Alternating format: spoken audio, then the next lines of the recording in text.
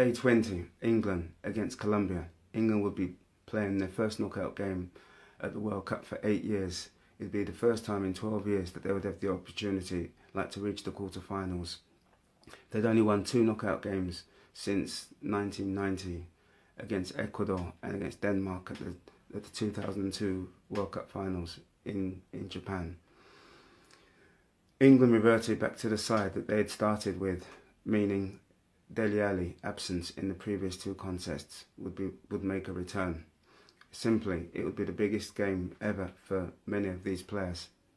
As for Colombia, forced into making 2 changes, they would be without their undoubted talisman and star from the previous World Cup, James Rodriguez, who was out with a calf injury. In Spartak's Moscow Stadium, the Colombian fans would outnumber the England contingent. It was estimated there would be 20,000 plus fans. For England and Colombia, they were to move. It was to be new territory in a number of ways. A brisk opening to the contest, especially from England, suggested it would be a very open match. England was seeing plenty of the ball as the fine tempo continued in a somewhat scrappy opening 15 minutes. Colombia to do a lot of defending. Kane with his first attempt on goal, the ball headed onto the top of the net. This followed a finely whipped in cross from Trippier, this after following a fine move. It was pretty tight at the moment, both nations not giving much away, Colombia doing a lot of defending now. Things were starting to get feisty, and with minor and niggling injuries, confrontations, minor and niggling confrontations, especially from the Colombians. The quality of the final ball was lacking from both nations, as England roundly booed and were more threatening. They were rotating and moving very well. For an intentional butt on Barrios was very fortunate to escape with a yellow card, this following an assault on Henderson. There was some goading in the area as they lined up from a free kick. Lingard then failed to keep the ball down as Quintero on half-time, nearing half-time, hit Colombia's first effort on target. There had been some concerns over the fitness of Dele Alli as the first half closed. He appeared for the restart as England needed to focus and steer clear of provocation and intimidating tactics of the Colombians. It'd be no surprise with the award of a penalty against Colombia. Sanchez for grappling Harry Kane to the ground, this right in front of the official. Kane, after waiting 3 minutes, stayed composed to beat Espina down the middle.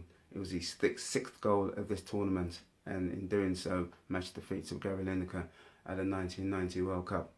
Colombia were losing their minds. This in protest when Maguire went down unintentionally in the penalty box. This was just after Dele Alli failed to put England 2-0 ahead with a header. Colombia had amassed 5 yellow cards and were testing the patience of the official as well as England's players. An England goal looked more likely as there was no efforts on goal or penetration from the Colombians. They were 15 minutes away from elimination. Lingard went down in the box, and this following a swift attack. The ref waved play on. It looked very questionable, and it probably was a penalty. The game was opening more than England would have liked as Uribe came on for Carlos Sanchez. There's a big let-off for Walker, and following the slip with Cuadrado skying Colombia's first finest effort of the half. It was all petering out now as 5 minutes of stoppage time came up on the board. England were now under the cosh, as had been under the cosh for the last few minutes as Colombia were pressing, trying to save it. Muriel on for Colombia as Vardy had come on for England. With the strike of the contest, Uribe saw his thunderous drive touched brilliantly over by Pickford. But from the corner, from the resulting corner, Mina, the central defender, rose up to head his third goal at this tournament. A lack of concentration in England's defence exposed. So it was to 30 minutes of extra time. One wondered how it would affect England mentally. The volume in the stadium was deafening, the tempo high as the ball moved from end to end. Like Colombia looked the more dangerous as the period closed. Rose came on to replace Young. England, now weary, was somewhat hanging on and needed to regroup and regain their composure. A brighter period for the restart with England it was a brighter England, likely, fascinating, and the brighter period, to the restart for England, and with Rose dragging the ball across goal and narrowly wide. England were more, the threat was back from England as Rashford now entered the fray, but extra time was couldn't separate the nations, so penalties were to ensue. Colombia had never been in this situation before, and England themselves had never won a shootout at the World Cup. Falcao stroked down the middle for 1-0 to England.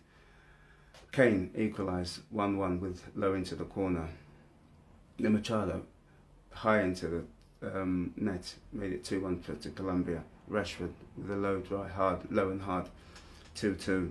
Muriel rolled it 3-2 for Colombia, and then Henderson stepped up, and unfortunately for the fans of supporting England, he had his efforts saved by Ospina.